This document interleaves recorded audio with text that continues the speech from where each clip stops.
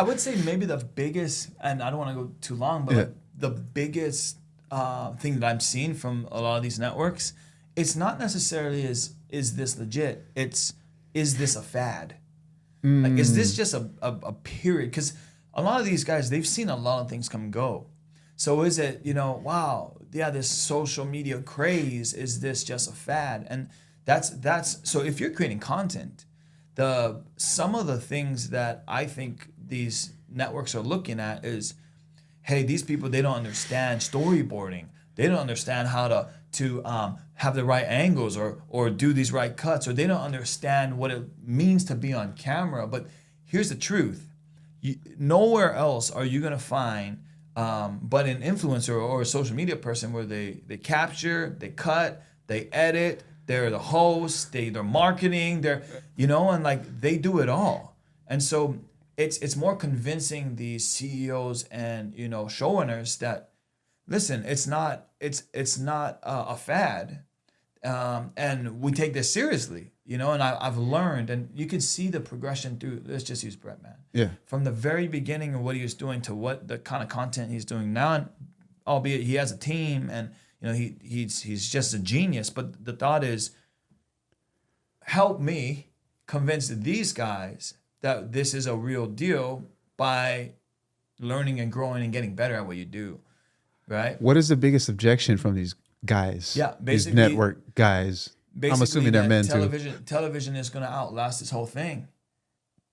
That's it. I mean, that's their biggest. Yeah, this is. I think that a lot of them, maybe the ones who are not fully on board, they acknowledge it, they recognize it, they see it.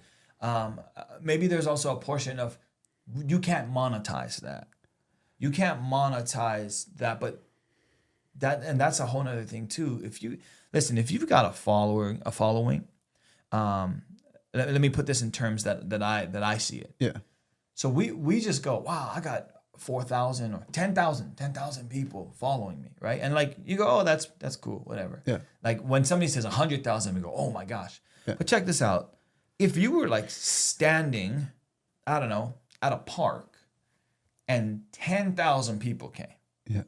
Just try 5,000. Yeah. Do you realize? You need a permit.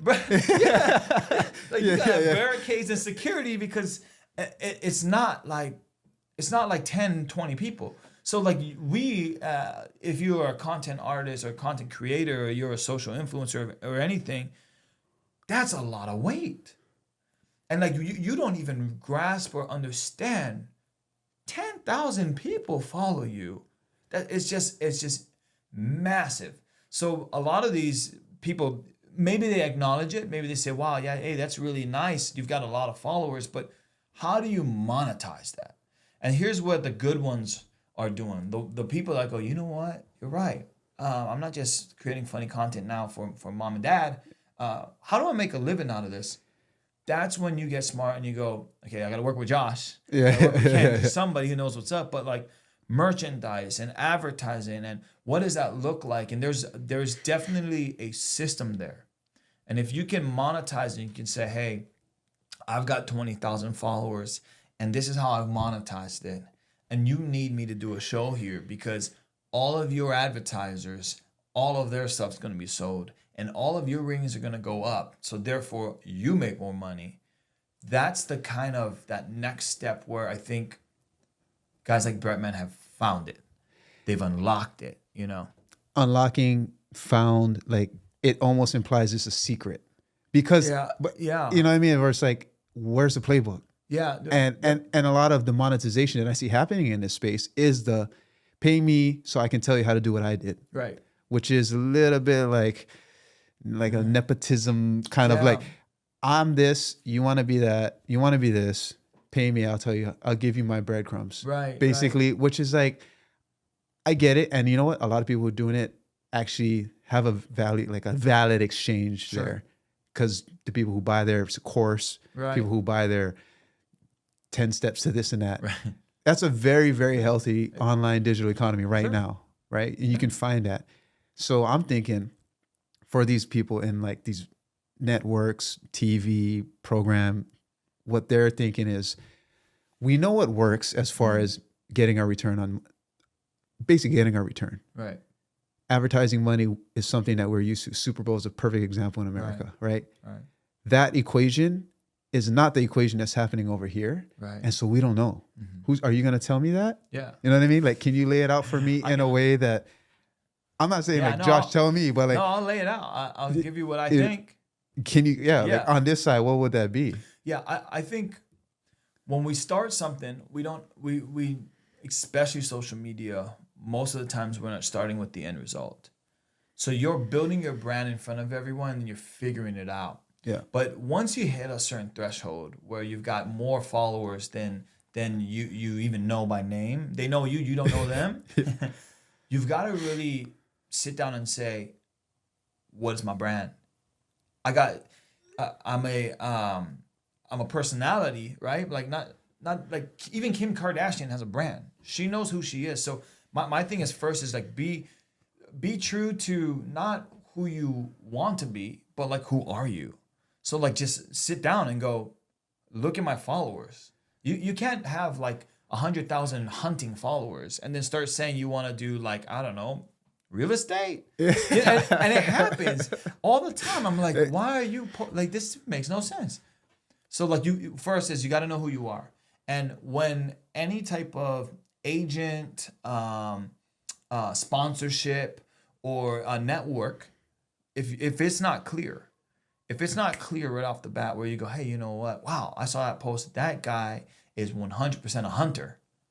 If you can't get that quickly, then it's going to be hard.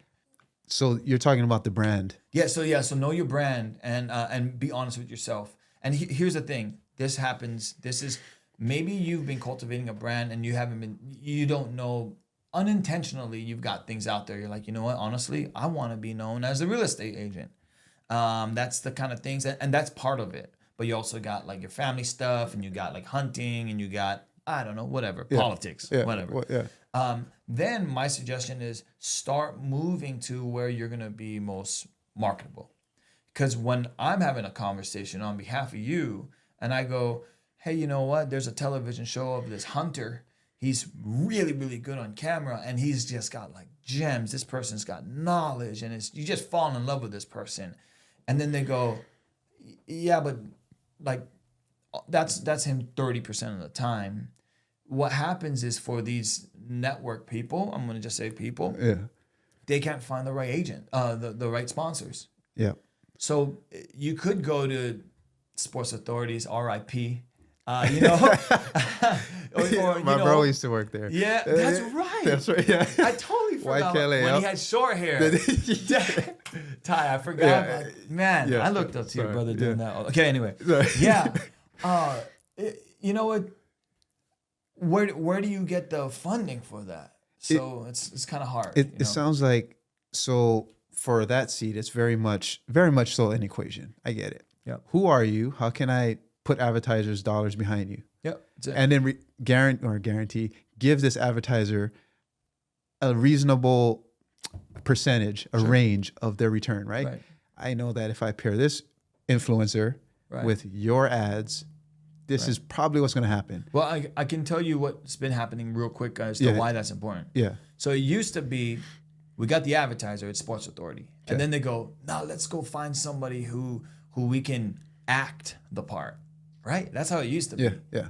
Now it's different. It's, we got an advertiser, it's Sports Authority, and then you go, these people are that part.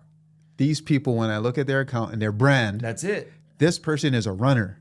There it is. This person lifts. Yep. This person is a CrossFitter. Is that CrossFit? Look at that person's abs. Obviously, this is a CrossFit.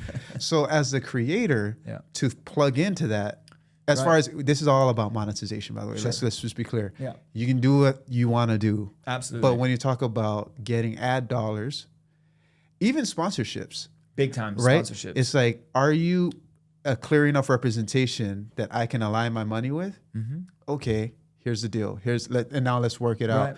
Versus, so here's the other part where I've heard this sentiment on the creator side is, I don't want to be pigeonholed, but I'm more than that. Yep. Right? Absolutely. We all are. Yep. Right? And it's like, the last time I had the conversation, I was like, look, last time I saw you, you were hungry. Yeah.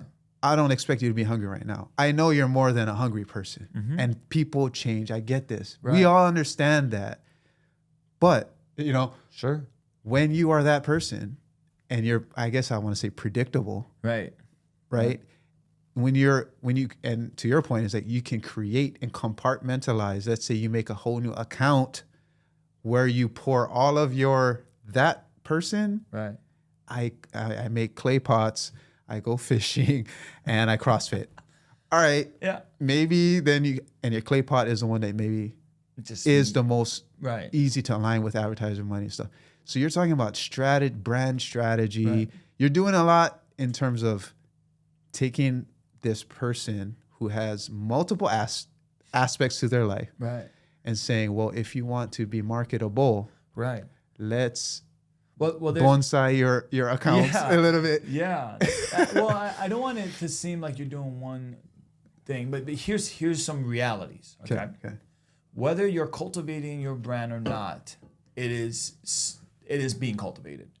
So you have the ability to create what people say about you by how you create your content, or put whatever you want out there and people will do it for you. And so I've seen this time and time again where, you've got an amazing influencer, they're doing a million things, but if you were to ask some random person that follows them, you go, hey, why do you follow so-and-so? They're going to tell you what that brand is. Now, maybe you don't even like what they say. Yeah. That's not their fault. It's your fault because you didn't take a second to just cultivating it and say, I want to be known in this space. So you can do all of them, but just understand that if you're not cultivating it, somebody else is. And then the second thing that's really important for me, I think that's important in this space. Oh, I totally just blanked out because Cultivating. Yeah. You make a choice. You cultivate or someone else will. Yeah, exactly. Okay, cool. Wait. Oh, dang it. I totally lost it. It'll come back when it does, because what you just said is real powerful. Yeah. And I want to make sure that doesn't fall on deaf ears. Right. If you don't cultivate it, someone will do it for you. Absolutely. And that's what you sign up for every time you say post and you make it public.